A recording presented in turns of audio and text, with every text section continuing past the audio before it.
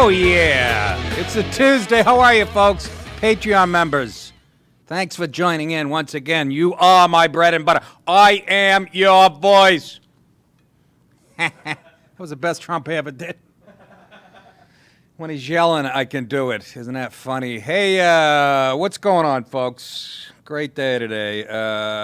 Trump says U.S. agency will begin removing millions of illegal immigrants. President Trump said on Monday, U.S. authorities will begin next week removing millions of immigrants who are in the United States illegally. All right, get out! We'll see. We'll see. Next week, ICE will begin the process of removing the millions of illegal aliens who have illicitly found their way into the United States, Trump tweeted, referring to the Immigration and Customs, that's ICE.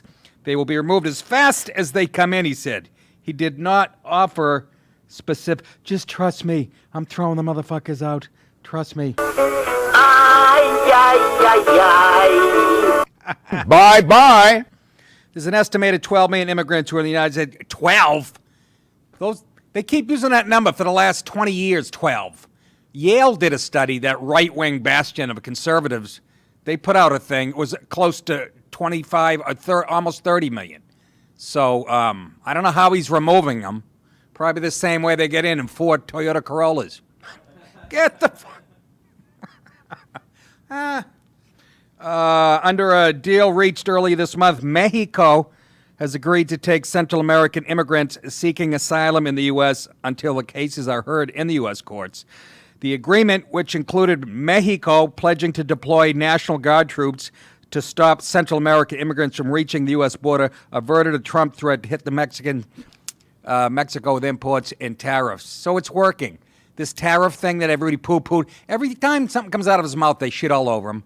And by the way, they will end up paying for the wall somehow through fucking tariffs or whatever, okay? But I have to see it in action first. Millions? It starts. I got a picture. I'm picturing ICE guys wrestling, like Times Square, wrestling packs of people and tackling them. And I mean, fucking millions. Let's hope so. He has to. And do you know what this announcement means? It's campaign time. It all starts this week.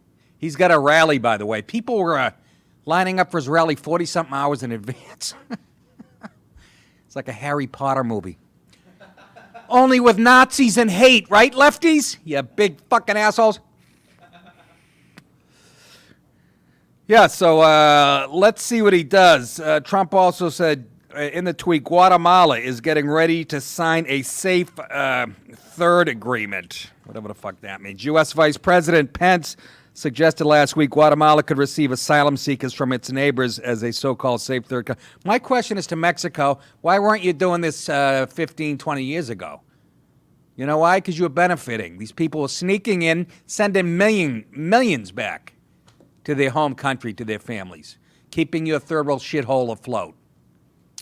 And now you got a president, oh my goodness, we have a racist in the office who wants to protect the borders of a sovereign nation.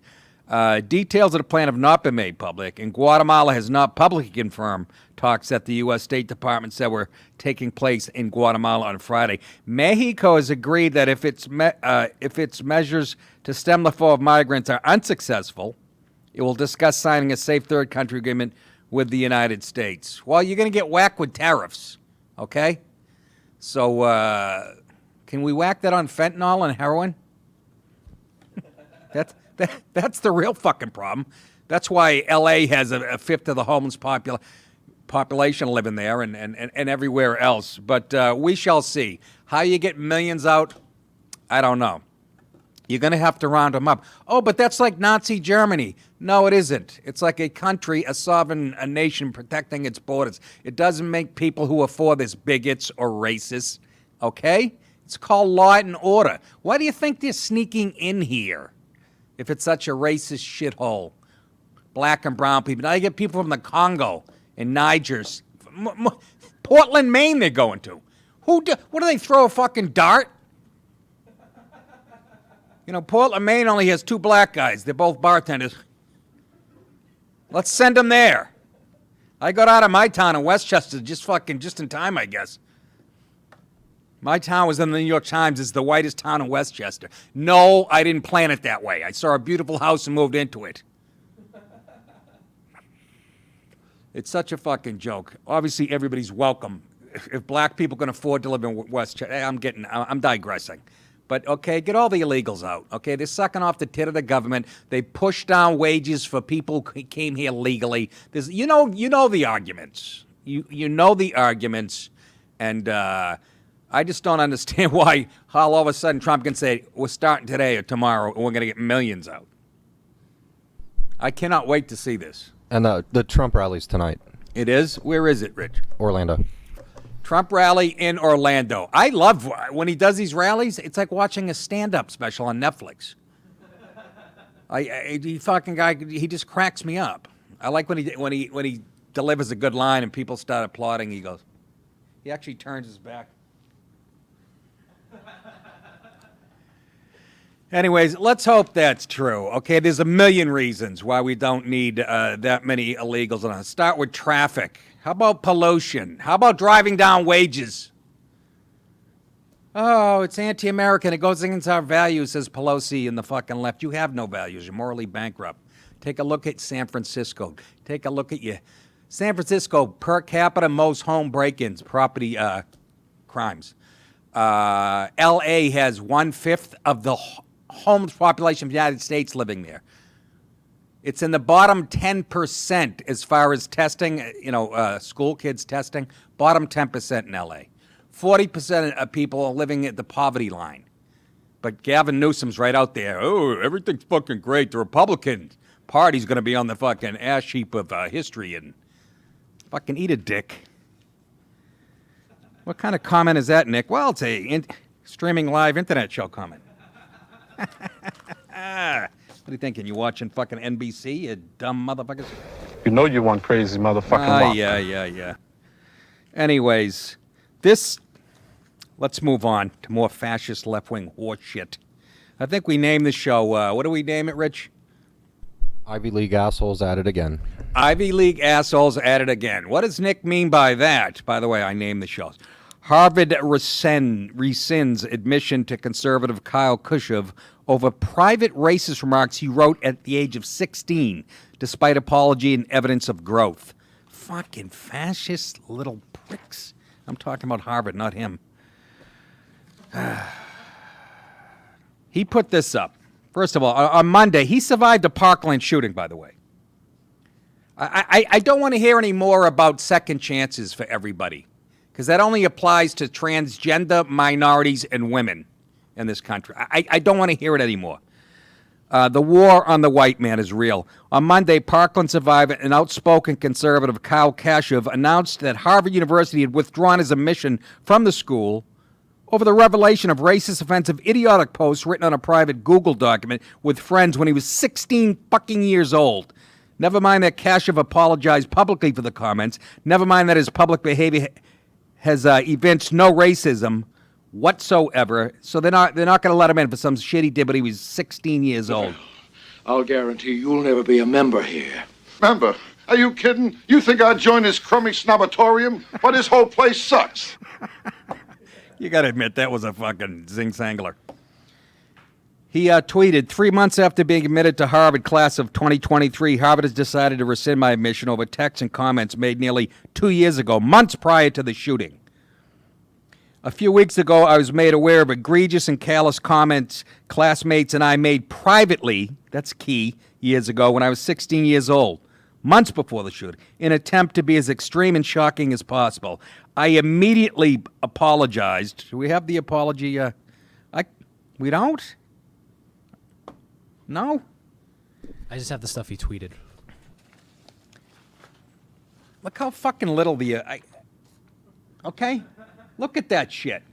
I could have the fucking Hubble telescope. Of course, my printer was all fucking haywire. It wouldn't. I'm going to try to read this.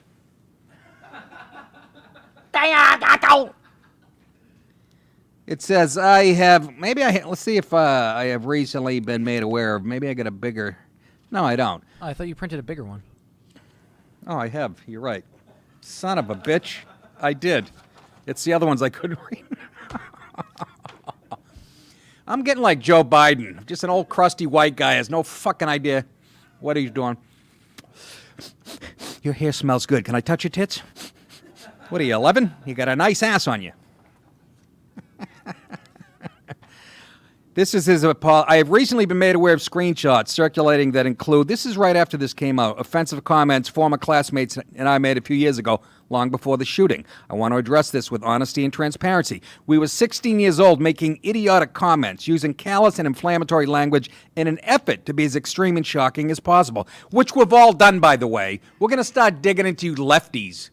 Is there not a black person that said something fucking horrible? I mean, a high-profile black person about white people?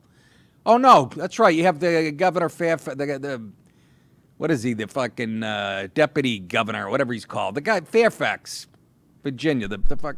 Not Northam, but the other guy. The other guy. Black guy. His last name is Fairfax, or is it the town? I don't know. Isn't there a Fairfax, Virginia? Well, anyways, he's accused of rape, but he's still in office, so fuck off is my point. We were 16 years old making idiotic comments. I want to be clear that the comments I made are not indicative of who I am or who I've become in the years since. This past year has forced me to mature and grow in an incredibly drastic way. I'm 6'8", 275, and I'll fuck up anybody who gets in my way. No. My world, like everyone else's in Parkland, was turned upside down on February 14th. When your classmates, your teachers, and your neighbors are killed, it transforms you as a human being. I see the world through different eyes and am embarrassed by the petty, flippant kid represented in those screenshots. I believe those I've gotten to know since know that I'm a better person than I can and will do better moving forward. But see, you're a white kid. You're a white kid who can afford Harvard. So right away, they don't want you. And they don't want Asians either, by the way. They're in a lawsuit. Asians have finally taken action. But you don't get a second chance, kid, because you're fucking white. It was Fairfax, by the way. What was fair? The name or the fucking... No, the guy's name. Thank You're you. right. I'm impressed. All right. You're impressed? Give us a fuck if you're impressed by me. Just couldn't find Get your- me a coffee, bitch. We're out of Staples. And get a dress for that mannequin behind you. Oh, God, help me. Anyways, that's the, that's his apology. Here's the third tweet. After I issued this apology, speculative articles were written. My peers used the opportunity to attack me. Those are the little fucking self-righteous, sanctimonious cocksuckers. Quit cursing, Nick. Used the opportunity to attack me, and my life was once again reduced to a headline. It sent me into one of the darkest spirals of my life. Fourth tweet. After the story broke, former peers and political opponents began contacting Harvard, urging them to rescind me. Harvard then sent this letter stating that Harvard reserves the right to withdraw an offer of admission and requested a written explanation within 72 hours. Here's the letter. Dear Mr. Kazu, we have become aware of media reports discussing offensive statements allegedly authored by you. As you know, Harvard reserves the right to withdraw an offer of admission under various conditions, including if you engage or have engaged in behavior that brings into question your honesty, maturity, or moral character. At 16? Who the fuck is honest, mature, and moral at 16? You pompous assholes. Not to mention, Harvard has a history of anti-Semitism, bigotry. There's racists who run the fucking thing. How dare you? Have you no shame? Was I done reading that?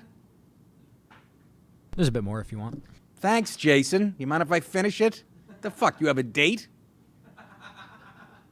You know damn well I don't. Yeah, I do. Saw Dave in the parking lot with his red shorts. Yeah, it's only the important part. On behalf of the admissions committee, we write now to ask you to send us a full accounting of any such statements you have authored, including not only those discussed in the media, but any others as well. Please also provide a written explanation, fuck you, of your actions for the committee's consideration. This is what they already know they're not going to let him in. This is what these jerk-offs do, these sanctimonious assholes. They know they're not going to let him at this point, but they're going to make him write an explanation. It's almost like, political rehabilitation in Russia. Let's make him explain what an asshole he is, and then we're not going to let him in anyways. Fifth tweet. I responded to the letter with a full explanation apology requested. 6. I also sent an email to the Office of Diversity and Inclusion. It's an actual office. Actual office. What's that look like? broad that looks like Whoopi Goldberg. There's a fucking Indian kid with a hair lip and one leg. Fucking 3 transgenders with purple hair. I also sent an email to the Office of Diversity and Inclusion to seek guidance on how to right this wrong and work with them once I was on campus. You have that letter, I think, right?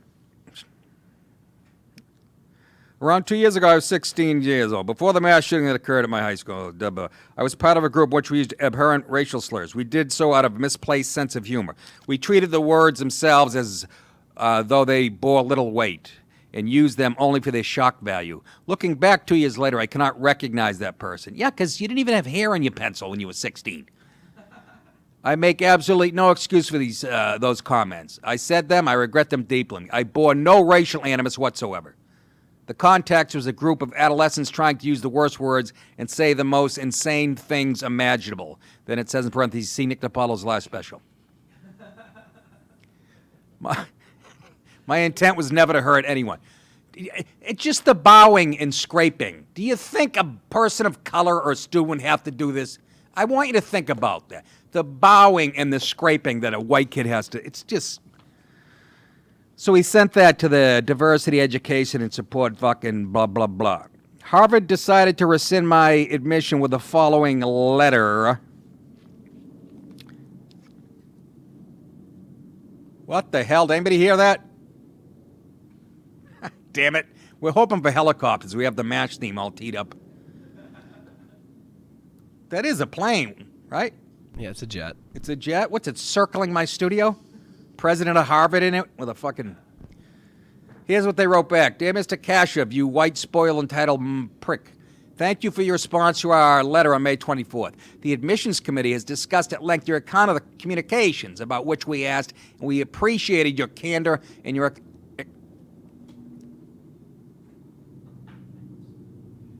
That's a helicopter. That is a helicopter, That's yes. incoming.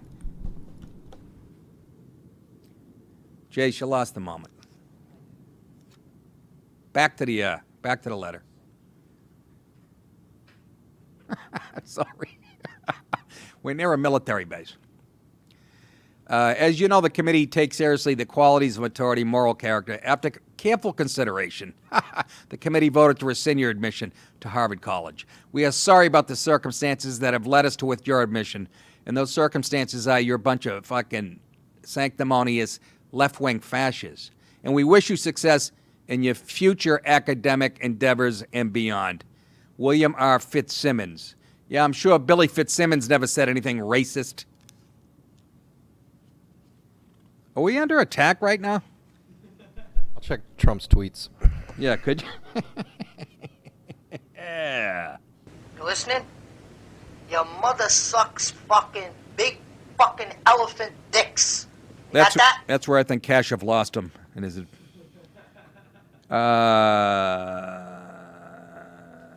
That's about it. You guys get the point, right? You guys get the point. 16 years old, saying crazy shit. Is this the new standard? Nobody can live by this. And I hope some of you people on the right who are tech savvy, because I'm not, I can't even get into my own email, start digging into the people that work at Harvard. It should be very easy. They're from a long line of entitled racist white assholes. So start doing it. Then again, they're probably in their 60s. There was no internet. I don't know. Find fucking love letters to their boyfriends. It's out there. Trust me. But the people who make these decisions, folks, this is a standard. We're going to lose a whole generation of kids, who are trying to get a job. I mean, this is absolutely ridiculous. And I had a taste of this. I told you, about, 7, 8, 10 years ago, I can't tell time anymore, 12, 14, my agent sent me an offer to do an Applebee's commercial with Chip Carey, the Atlanta Braves play-by-play guy, and another famous person. I can't remember who it was. And it was for $25,000 for the day or something, $22,000 for the day. They wanted me to do it. We back and forth, my agent, they say, okay, he's good. Next day, 11th hour, they come back. No, we went on the internet and looked at some of his material. 25 large down the toilet. But this seriously, this isn't. I mean, this is ridiculous. I want to start seeing some special minority group, high profile people going down for what they said in the past and shit. Northam's still in office, is he not? Isn't it funny how when it's a Democrat? And Fairfax being alleged rape charges. And the third in charge did something weird too. Yes, there was a third person also. I don't know if he's still working or not. But it's amazing the double standard. 16 years old. You can dig that up on anybody. Anybody. I did a lot worse shit than just, not racist stuff, but I'm saying I said a lot of fucking horse shit. Who didn't? That's part of being 16. It's fun. But they know damn well they weren't going to let him in. The sanctimony is so thick you can cut it with a knife. Let's take a breather and let's talk about this dumb yoga teacher. Put her up there. Get the picture. Yoga teacher who stepped into road while looking at her mobile phone wins damage. Of course she does. Wins damages from a cyclist who hit her. By the way, I know here in Georgia, if you hit roadkill, you can eat it. So if I've ever seen a... What the fuck? Is that her? For the love of Pete. Listen to this. A judge ruled that even though Gemma Burchett, 28 picture there, was distracted. I wonder who was distracted, him or her. When she was hit by Robert Hazeldine. The cyclist was still liable, declaring, this is what the judge said. You know why? And I'll tell you why. Cyclists must be prepared at all times for people to behave in unexpected ways. Really? Ms. Bruchette from Kent was knocked out when the pair collided near London Bridge. That's when I would have tried to take advantage of her.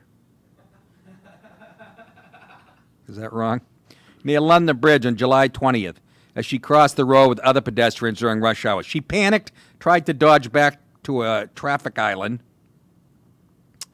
But the cyclist, who'd been traveling between 10 and 15 miles an hour, swerved in the same direction and hit her. Mr. Hazeldine had come through a green traffic light, had sounded a loud air horn. Fucking air horn on your bike? How nerdy is this guy? He broke both his dental mirrors. The puppy in his basket went flying, and he ripped his skirt. Sounded an air horn attached to a specialized road bike, as well as shouting, swerving, and braking in a bid to avoid the pedestrian. Ms. Bruchette's lawyers told the judge she could not remember anything about the crash due to post-traumatic amnesia. I think that's because she was a hot blonde. She subsequently launched a bid for compensation, blaming Mr. Hazeldine, who now lives in France. Mr. Hazeldine, a graphic designer, was also knocked out by the impact on his commute home. Here it comes. Three other pedestrian witnesses backed him, telling police that Ms. Bruchette was not looking where she was going and that the cyclist was not at fault. Those are quotes from eyewitnesses. Judge Shanti Mauger, abroad, sitting at Central London County Court, said the cyclist was, and this is her quotes, a calm and responsible road user who was courteous and mild-mannered. But because the victim had a vagina like I do, and we're in England where men have no rights, I'm going to side for her. That's what this is. It's the same thing I complain when there's people of color on a jury and the defendant is a person of color. We're all human. We can't put our, not all of us, we can't put our bias aside, apparently. That's all this is. That's just my take on it. She's admitting the guy did. Oh, my God. She probably called her for a date after. Let's get the judge's name. Shanti Mauger. I wonder where she graduated. I'm a fucking idiot. But she went on to find that Miss Bruchette deserved a payout, saying Mr. Hazeldine owed a duty to other road users to drive with reasonable care and skill. That is such bullshit. And I do it all the time, but it's not the law. How many times when you're driving, don't you feel like you're driving for everybody else? People just drift into your lane and shit. You have to But that's not, she's got her face buried in her phone. Where's the reason anymore? Where's the fucking logic? Judge Judy would have scolded this broad.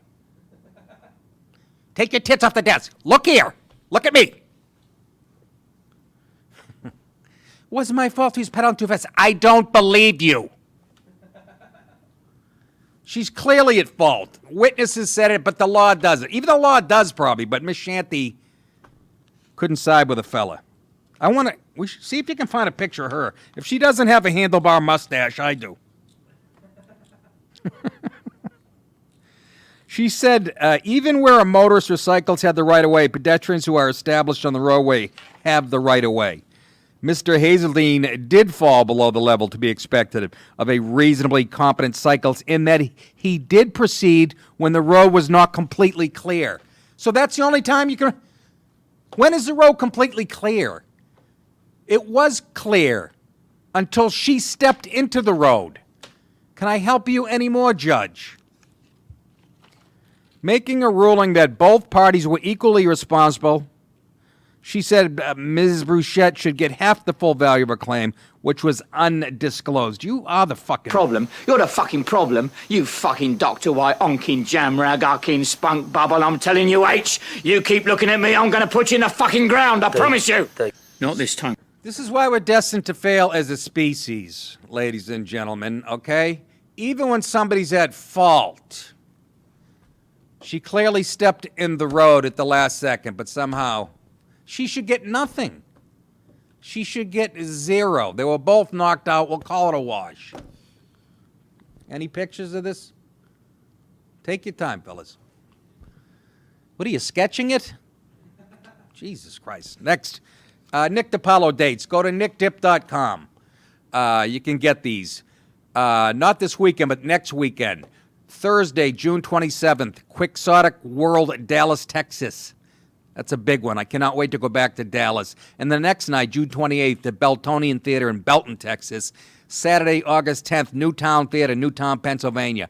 Friday and Saturday, August 16th and 17th, Helium Comedy Club in Philly. Thursday, October 10th, I return to the scene of the crime, Levity Live, where I was sucker-punched by a yeast infection in Birkenstocks, who I'll be taking to small claims court because nobody else was interested in it, because I'm not paralyzed or didn't lose an eye or whatever. And I said it was a broad who hit me. It wasn't George Foreman. What the fuck? That's in Nyack, New York on October 10th. Friday, November 15th, Cortland Repertory Theater, Cortland, New York. Saturday, November 16th, the Comedy Works, Saratoga Springs, New York. New Year's Eve, Tarrytown Music Hall, Tarrytown, New York. Friday, January 24th, this is of 2020, the Ridgefield Playhouse, Ridgefield, Connecticut. Saturday, February 15th, Kelsey Theater, Lake Park, Florida. Go to nickdip.com for tickets. And don't forget about Breath of Fresh Air, that's still climbing. We're going to hit $500,000 by the end of the month, I think. That's not bad. It's only been out there a couple months. Here's your judge. Of course, a fucking man with a blonde wig on. Am I wrong here? Somebody tell me I'm wrong. Do you think she friggin' likes men at all?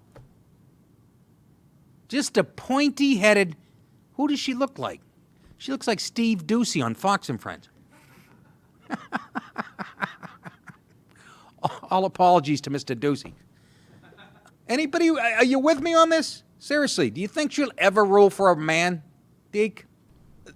No, I don't think she would. But the only thing is that jaywalking laws are different in London than they are here. I understand that. That's a legitimate point. But my point is, the law is wrong over there. If somebody steps in front of you, if he was a foot away, 5 feet away, and she steps in front, he's supposed to be able to avoid her while he's pedaling and following the law? How is that on him at all? You know? Why should she get anything is what I'm saying, I guess. But yes, the fucking laws are definitely... Same in Los Angeles. If you step 1 foot in the street, all the cars are supposed to lock up their brakes, no matter where they are. Which is... You know what that does? I lived out there for 5 years. It causes more danger because people then believe... And I see this all the time. Are you guys with me on this? People cross the street now. I witnessed this when I went back to New York for Colin's wedding. At least 3 times, people cross the street assuming I'm going to stop. They don't even look. There's a crosswalk 3 times. Even my wife's like, what the fuck? Girl looking at her phone. Two guys didn't even look up to see if I was going to stop. And that's and the rules in L.A. do the same thing. People, because they know that's on the books, that doesn't mean the person behind the wheel paying attention. So I agree with you that the laws are definitely different, but I'm saying the laws are going against logic and reason, in my opinion. But I see it all the time. People crossing now without even looking up. And that didn't always happen. I've been driving since 1928. I had a nice Model T. Just the arrogance. Go to the Comedy Cellar, Washington Square Park. They don't even, the light turns green, people cross against the fucking light. And it's up to me, too. And someday I'm going to be having a bad day or need to get to the bathroom at the Comedy Cellar. I'm going to step on it. And you guys are going to learn to do 20 cartwheels in 5 minutes. Hey, how about our boy Alex Jones, who personally I like. Okay? I know a lot of people hate it, whatever. He lost me on the Sandy Hook thing. But, again, the bigger point is, well, listen to this. Lawyers for Sandy Hook families say Alex Jones sent them child porn. But it was all lies. Conspiracy theorist and InfoWars host Alex Jones sent child pornography to the lawyers for the families of the Sandy Hook tragedy, their lawyers say. I just don't fucking believe that, though. I don't know nothing about that. The law firm representing the families of the 2012 mass shooting stated in court documents filed Monday they have contacted the FBI after discovering child porn in electronic files Jones recently turned over to the Sandy Hook families as a result of their lawsuit against him for calling the tragedy a hoax, which I think he's actually backpedaled on this. He said he was in some psychosis state. This is where he fucking lost me. I'm like, I'm not buying this at all. But the point is, if that's what somebody believes in the United States, they have every right to state that in public.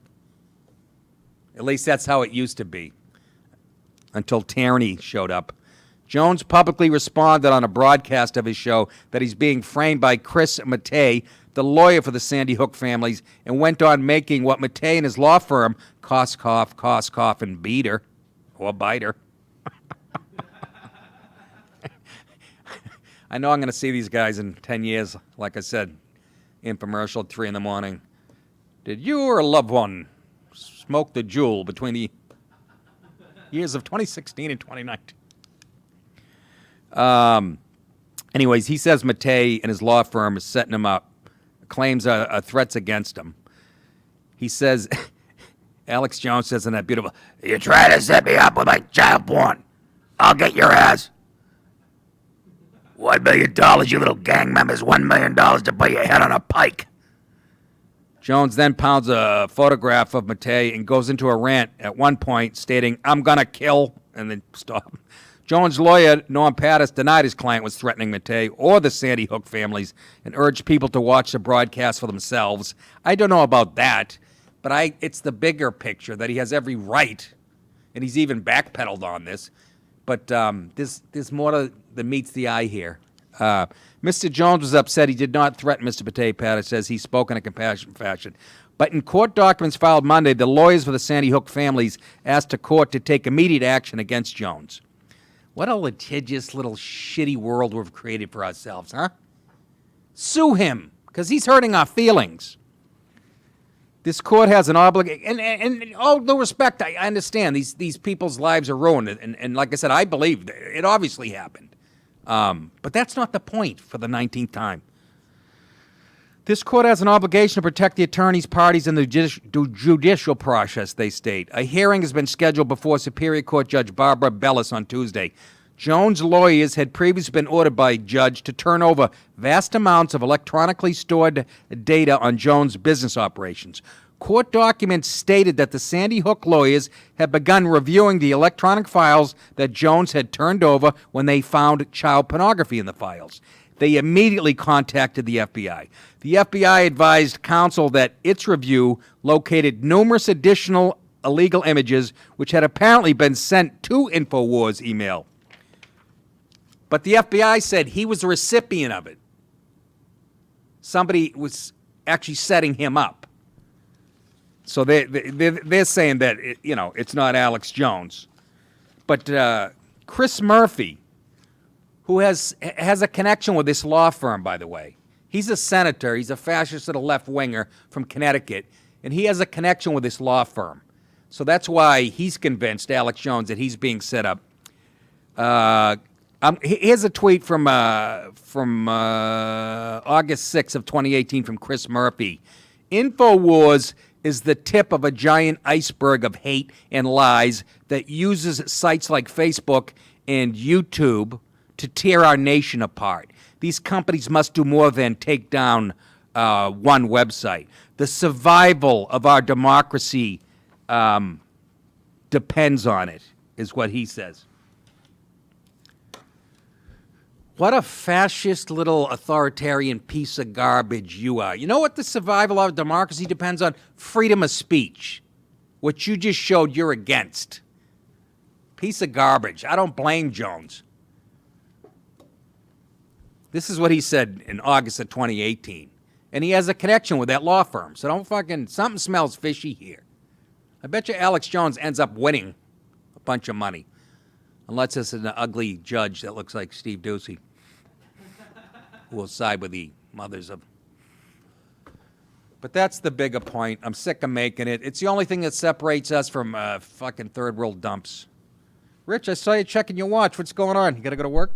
There was breaking news. F-15s arrived in United Arab Emirates just now. It was like 42 seconds ago on Fox. Is that right? Yep. That's funny. Are we in the United Arab Emirates? Because I just heard. Must have just left. Yeah, they got there quick. What was that? Fucking 11 seconds? We have the best engines ever. I took one off my lawnmower and gave it to the guy. These people are incredible what they can do with a wrench. Anyway, so Chris Murphy, you're full of shit. And I think Alex Jones is going to end up winning that one if there's, I'm sorry for your loss, seriously, Sandy Hook, and fucking absolutely horrible. And for him to put that theory out there, yeah, horrible, but whatever. But is it fucking right? But Mr. Murphy wants to live in a country where you can't. Literally, if you're hurting somebody's feelings with your thoughts and ideas, you'll be punished. You know, folks, since I moved down to the South, I'm really enjoying the food here, and they're big on mayonnaise. This one did get me. Mystery man spotted devouring giant jug of mayonnaise at Memphis baseball game. Take a look at this dick cheese. 3-2. Does this guy want attention or what? The height of the Las Vegas order, 3-4-5. First of all, that's yogurt or whipped cream. You're not fooling anybody. Doubled and single. Corbin Joseph plays second base. There's an illegal. We just got here. It's Guatemala night at the ballpark. Look at this jerk off. And I'm giving you the attention you want, but that boy is a P.I.G. pig. Cameras caught the guy digging into an oversized jar of mayonnaise and during a Memphis Redbirds game over the weekend. Shock and awe quickly devolved into horror as the cameras kept returning to the young man, which is what he wanted, who was spotted moving throughout the stands as the Redbirds took on the Vegas Aviators. Ooh, I had the Aviators. I think, what did I put on them? I forget what the line was. As he continued to scoop from a tub of mayonnaise, the Redbirds shared the peculiar footage of the man enjoying his snack throughout the game on Twitter. They reported that, must have been an exciting game, they reported that he was still seen chowing down in the fifth inning. 91 minutes after he was first seen shoveling a mayo. Nearly 30 minutes later, the team returned to Twitter to reveal that the mystery mayo lover was still at it. Delicious. Delicious. Look at him. And we're giving him all the attention he wants. Let me tell you a little story about mayonnaise. I couldn't eat it for almost 12 years. When I was a kid, my sister Darlene said, "You want ice cream?" I go, "Yeah." She gives me chocolate ice cream. with a big blob of what I thought was Cool Whip on it. I dug into it. It was fucking mayonnaise. And I had the dry 10, 12 years I didn't touch mayonnaise. It was like being, it's like some guy forced me to blow him when I was a Cub Scout. That's all I got, folks. I don't know what to tell you. Ruined mayonnaise for me. I got her back. I can't remember how. I put lemonade in her milk or I took a dump on her pillow. One of the two. I can't.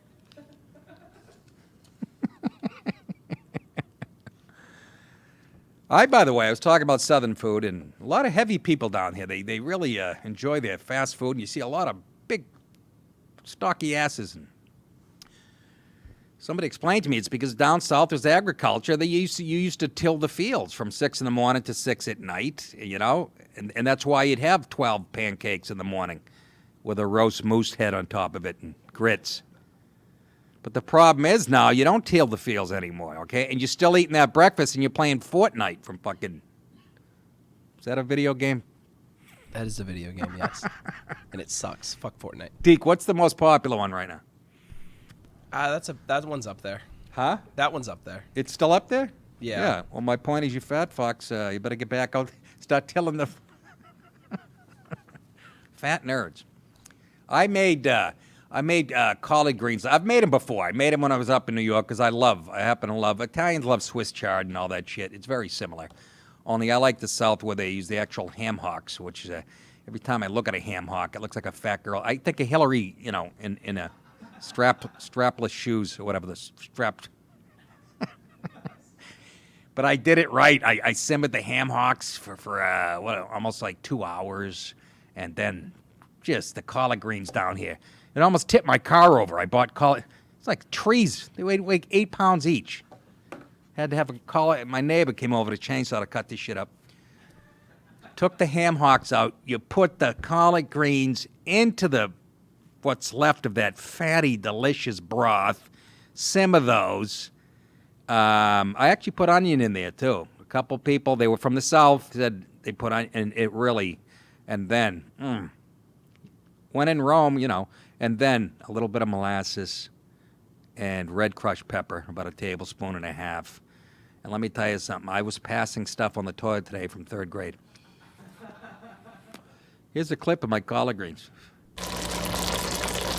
Oh, my aching stem. Huh? I wanted to bring those in here because the place where we work, there's a bunch of young black girls that work up front. Nick, this sounds racist. No, it's not. They would know collard greens better than I would. And I know damn well if they tasted them, they would have freaked out and said, Yankee motherfucker. They talk a little better than that. Oh, they're good. Them is good. Put those up there again. I can almost smell them through the screen. This is like porn for me at age 57, isn't it? Yeah. Those simmered for another 2 hours. Oh, my aching stem. I was eating them it's 1 in the morning. I should be in bed. It's 1 in the morning. I'm watching the Red Sox on replay, and I'm sitting there with a bowl of... Tonight I'm going to rub grits on my chest while I watch Tucker Carlson. The Southness out of door, baby. I love the food down here. Hey, let's go to buddy Pete Holmes, who I can't stand. I blame him and Judd Apatow for single-handedly, a duo, for putting the world of comedy where it is today, a politically correct mess, a PC mishmash, psychobabble, trigger warning world, and they have expedited it. Pete Holmes badmouthed me, I threw the grapevine, and Colin Quinn, so that's how I know this kid's... And again, the person who told me that may be a reliable source, maybe not. But I never liked his... This is what Hollywood loves. This is why Judd Apatow gave him his own show. He could be gay, he could not be gay. In my opinion, he's 1,000% gay. He had a wife, I don't think he has her anymore, which was a beard. But anyways, the point is, he's talking about Louis C.K. and giving his psychobabble... Here's a clip of him talking about, how people view Louis.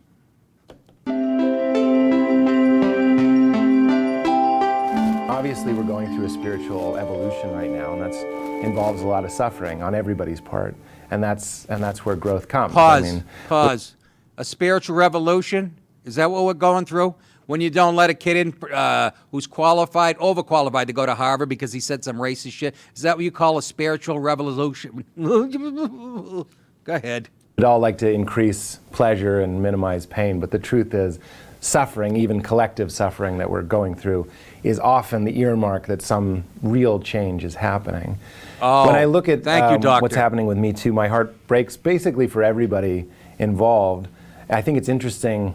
I did a radio show where we were talking about He makes Louis. Liberace look like Ray Lewis. And it was so interesting to me to see the comedians that saw Louis as a symbol of artistic freedom.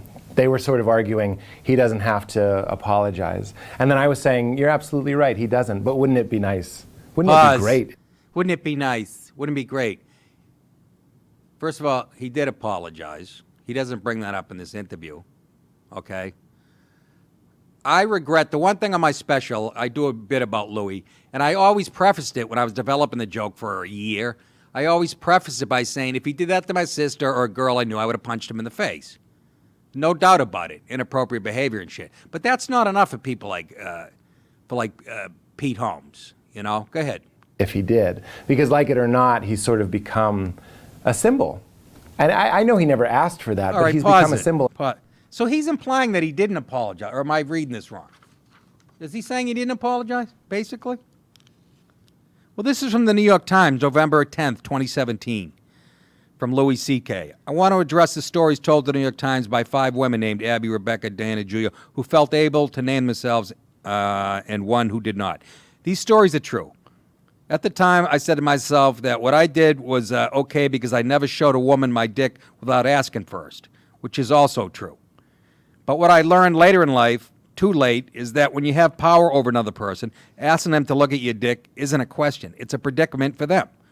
The power I had over these women is that they admired me, and I wielded that power irresponsibly. I've been remorseful of my actions. I've tried to learn from them and run from them. Now I'm aware of the extent of the impact of my actions. I learned yesterday the extent to which I left these women who admired me feeling badly about themselves and cautious around other men who would never have put them in that position. I also took advantage of the fact that I was widely admired in their community, which disabled them from sharing their story and brought hardship to them when they tried because people who look up to me didn't want to hear it. I didn't think that I was doing any of that because my position allowed me not to think about it. There is nothing about this that I forgive myself for, and I have to reconcile it with who I am, which is nothing compared to the task I left them with. I wish I had reacted to their admiration of me by being a good example to them as a man and given them some guidance as a comedian, including because I admired their work. The hardest regret to live with is what you've done to hurt someone else, and I can hardly wrap my head around the scope of hurt I brought on them, and there's more. Sounds like a heartfelt apology to me. But again, he's an entitled rich white guy, so let's crucify him. And Pete Holmes is wrong saying there were 2 camps. People thought it was all right, and people there was people in the middle, like me, who said it was fucking abhorrent behavior, but he shouldn't lose his career over it. How much more reasonable is that? I mean, so I don't know what he's talking about. More psychobabble. And if he shared his growth, and by the way, I'm a Louis optimist. I think he's capable of doing this, and if he sees us, I hope that he will. Who cares? And I'm hopeful that he will. Pause. Who cares what you think? Because you have a fucking show on HBO and you're semi-famous? Nobody gives a shit, Pete. Because you were bullied as a kid and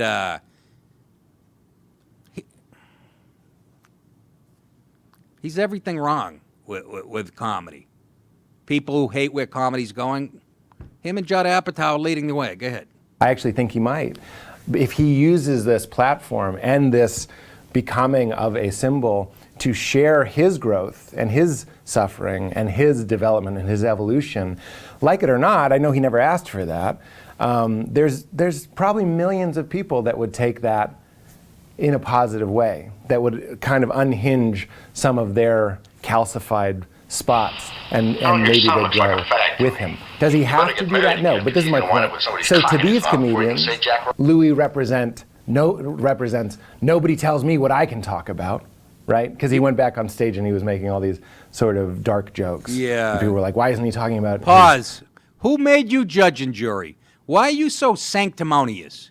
You're a divorced guy, aren't you, Pete? And you're living a lie, by the way. You're as gay as purple shoes. I don't know what the fuck that means. So, do you hear the sanctimony pouring out of his... He apologized, heartfelt. He's a great dad, Louis. And he fucked up. Where's all the second chance talk that you'd be saying if it's somebody who had the same politics as you and Judd Apatow? Evolution. He has to grow in front of the public. Otherwise, we're going to, He's bothered by that Louis went right out. Louis stayed away for a year and then came out throwing haymakers like an artist does. But you're for, triggers and stuff like that. And it's tough because, Louis made the Comedy Cellar famous with that show. And there's comedians, female comics who won't go on if he's there and shit. And it put Noam, the owner, in a weird position. I remember reading an article and was like, we should have been told that he was going to show up. Louis just showed up one night. Really? Are you that? You're not meant for this world if you're that thin-skinned. We have the softest country on the planet. Thank you, Judd Apatow. I don't want to play the rest of it. Who's got a rollate? I'm getting sick to my stomach. Okay, Pete. And I know you don't like me, and I certainly don't like you. Or your comedy, your soft soap. And they love it. HBO and the people, and it's mostly run by broads now, Hollywood. They love the harmless white guy. That's what they consider, The John Mulaney's, who's talented. That's the difference. Mulaney's hilarious. But they love that. And they used to... My agents and managers used to explain to me when I did an audition, they go, they went with this guy. I go, what? Why? Well, because, and they would use that word, he's harmless. You're a little threatening. Yeah, but it was an ad for Dove soap. How the fuck was I threatening? Well, you ad-libbed during the audition. I did ad-lib. Because the slogan for Dove soap was, it floats, and I said, so does shit. I'm not going to wash my face with it. I thought that was funny. Pete Holmes wouldn't say that. I know, not funny. Alexandria Ocasio-Cortez doesn't think Joe Biden gets it, said the 11-year-old bartender from the Bronx. Despite promising to be more mindful during his interactions with women, Joe Biden was recently filmed praising the attractiveness of a 10-year-old girl. I'm starting to wonder, too. I try to cut him some slack, but... And why? Can I ask you another question? How come every time when Joe Biden has a press conference, it's loaded with 12-year-old girls? Isn't that the real question? Why do you parents keep bringing your daughters to a Joe Biden press conference? Maybe you grab your ass. It'll go viral. I know you're 11, Pam, but put on this bikini. We're going to the press conference. AOC thinks he should stop doing it if he wants people to believe his promise to stop doing that. His AOC on Sunday morning show with Jonathan Carl. So Joe Biden appears to be the front runner in virtually all the polls. Do you think he has sufficiently answered the accusations from women who accused him of inappropriate touching? Mm-hmm. Does he, in short, does he get it? I think that's something that he has to kind of show the electorate. I Pause. think that... Once again, another white man has to prove that he's not evil. And whether it's Louis or Joe Biden. And this girl has done nothing wrong, apparently, in her career. Ever. Go ahead. I think that it is an issue where there is a struggle. I'll be completely honest. I don't think that he has... I wouldn't say that it is an incredibly severe, I don't think that voters think that he is necessarily guilty of sexual misconduct or anything like that. But I do think that there may be some discomfort, especially seeing some clips this week and, the week before, telling a 13-year-old, telling her brothers to watch out for her, and I think there are she had some like a things C-cup. with female voters that it's just not quite locked down, and I think that there's some ways to go, but this is also a cultural evolution I think that we're having as a country. So I don't think it's necessarily about being punitive in these ways, but I do think, like in all issues and with all demographics and in all electorates, it's not about right and wrong sometimes. It's just about whether feeling like someone gets it or not. And you get the sense that he has not conveyed that yet. I don't think he's necessarily convinced all women. All right, enough. But all right, I'm getting Harper. You know what the uncomfortable thing is? That she represents the young, radical, enough of the old crusty white man, and he's leading in the polls. That's why she's not, she's not totally out there,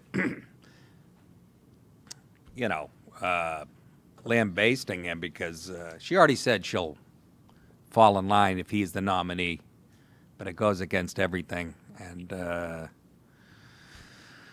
but it's more judging, more morality. It's worse than the Puritans, or the Salem witch hunts. This is what we're living in. It's high-tech witch hunts. He sniffed some girl's hair. I gave him a break because some of the women he was kissing on the cheek and putting his hands on his shoulders, they look like fucking offensive linemen for the University of Texas. So I'm like, this has nothing to do with sex. But here he is. This is on May 29th, I think. This is after all the initial shit about him sniffing hair and stuff.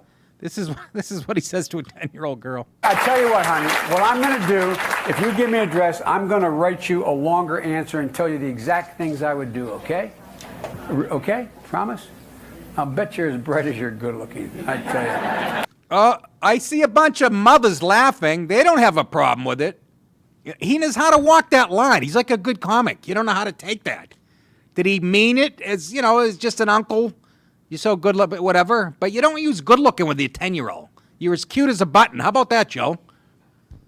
Not like, hey, what's your waistline? Uncle Joe. You can act like a man.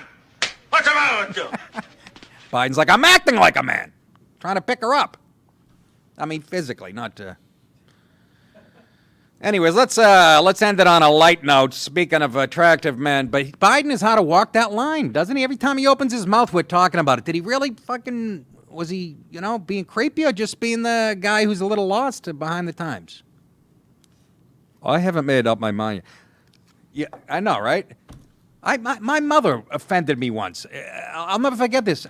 My niece, I don't know how old she was at the time, 7 or 8 or whatever. I'm like laying on the floor in a blanket watching TV with her. And my mother goes, something about me enjoying it or some shit. I almost fucking choked her out. Now, granted, she was hot as a pancake. But I go to my mother, what? What the fuck did you just say? She said, don't curse. I said, shut it. Here's some good news for guys my age. Men with dad bods, I don't have a dad bod, by the way, yet, are happier, more attractive to women. This has to be England. It has to be England. I didn't write down where I got it. Men with a slight paunch and a distinct lack of cheese grater abs are officially more attractive than they were in the past. Not the broads I know, of any age. Dad bods have been a thing since around 2016. And according to Planet Fitness, the modern body type's popularity is on the up. Despite the abundance of chiseled Love Island Adonises on our screens and our magazines, it appears more and more people are turning their backs on the traditional Herculean physique. Yeah, you know why? You know what happened to it? Do you guys notice this over the years? When I was 13 or 14, I sent away for Arnold Schwarzenegger. Had this packet you could send away for, showing you how to lift and shit. And I would look at pictures of bodybuilding going, God damn, look at these guys. Now that has a gay connotation to it. Any guy who's ripped, he's a fruitcake. And you know why that is? Because we're weak mentally as a con. Anybody, we're envious. Guys who couldn't get that physique, knowing they have to put in 6 hours in the gym or whatever, they just go, oh, that's gay, or... that guy's self-obsessed, which some of that's true with these bodybuilders, but it turned into a, gay guys are always fucking shredded. Why? Because they're at the YMCA and they spend 11 hours in the shower after they work their abs and back. Fellas, you all got blushed. There are many famous celebrities, including Danny Dyer, who became a poster boy for the bulkier build, and this seems to have boosted his popularity. We have Danny Dyer. That's not bad. I don't know how old this guy is, right? But that's not. What I'm trying to say is that's sort of what I look like. Actually, I'm a little more ripped than that. Not if I keep making collard greens and eating them at 1 o'clock. But you can tell it, guys. Colin Quinn used to say, he says it now, guys, they look at me and Colin or whatever, and they go, those guys are probably in good shape a few years ago. What's the next? Go ahead, show me another dab. That's a dad bod. No definition up top, but gee, I don't know. Doesn't seem to be bothering this broad. You're telling me this? I'm 57, that I could have fucking had no cuts for the last 15 years? And still getting snatch? I'm married. Just kidding. Did he say snatch? Go ahead. What's the next?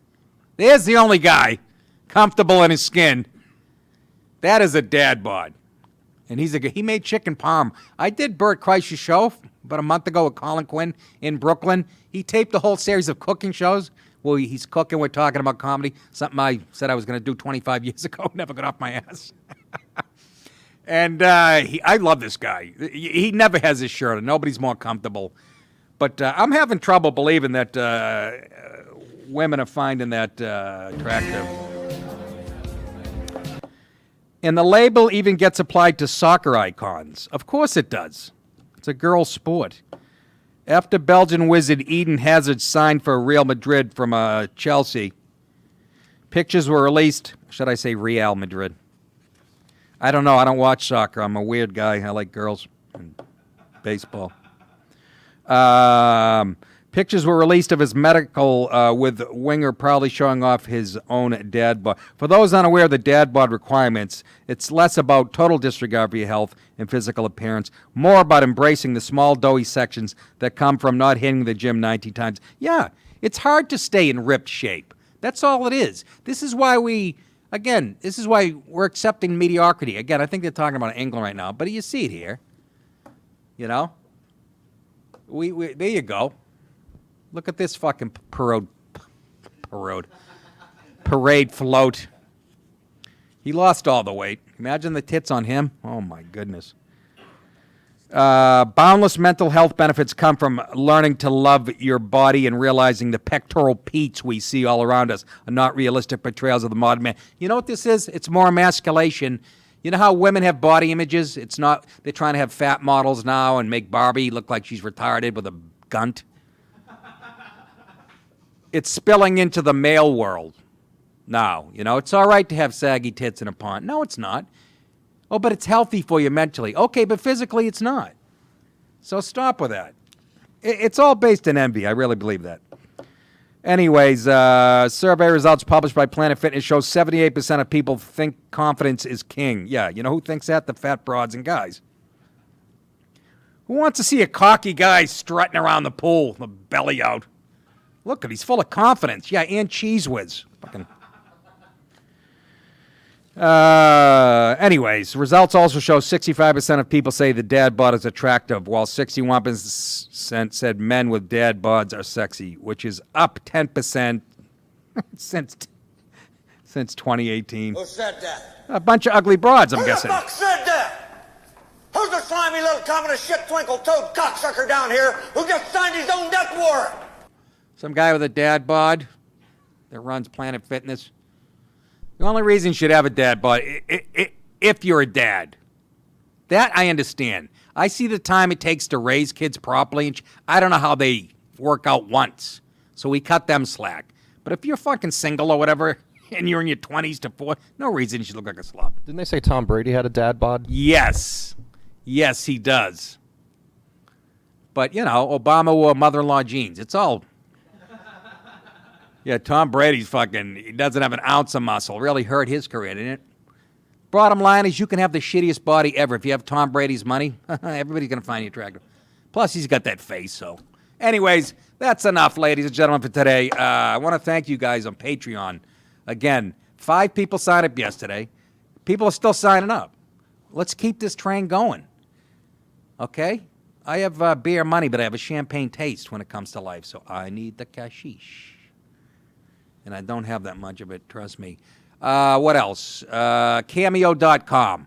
If you want me to roast a friend of yours, ex-girlfriend, boyfriend, send them a vicious little video. I'll be glad to do it. Go to Cameo.com, fill out the information, and I love doing them. They're actually a blast.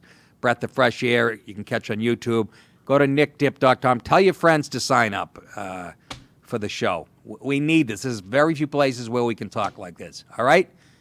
I didn't get to Norm MacDonald, did I?